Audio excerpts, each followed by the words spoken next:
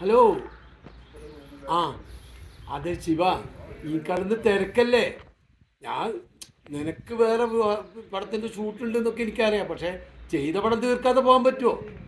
ആ ഞാൻ ഇപ്പം നമ്മുടെ ആ പ്രൊഡക്ഷൻ ആ പയ്യനില്ലേ, ബൈജു, അവപ്പം ഇങ്ങോട്ട് വരാമെന്ന് പറഞ്ഞിട്ടുണ്ട്. ഞാൻ അവരും കൂടെ പോയിട്ടേ ആ വീടൊന്ന് കാണട്ടെ.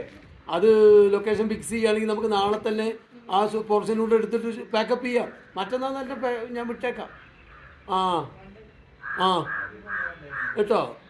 അതെ അതെ, മുറ്റത്തൊരു ലാണുള്ള വീട്, അത് നമുക്ക് ശരിയാക്കാം. ഓക്കെ എന്നാ ശരി കേട്ടോ.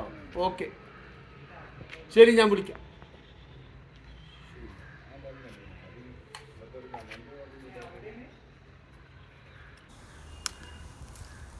സാറേ, ഈ പ്രദേശത്ത് ഏറ്റവും അധികം ലോൺ എടുത്ത വീടാണിത്. മൂത്താറ്റിന്ന് ലോൺ എടുത്തിട്ട് പോലും മൊത്തം ഊറ്റിപ്പോയി.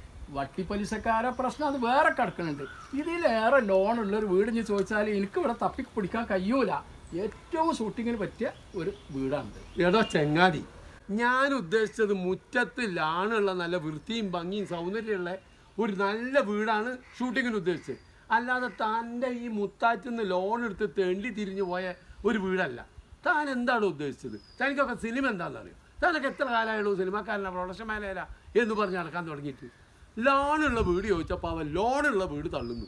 താനെ ഒട്ടുകാരനാടോ.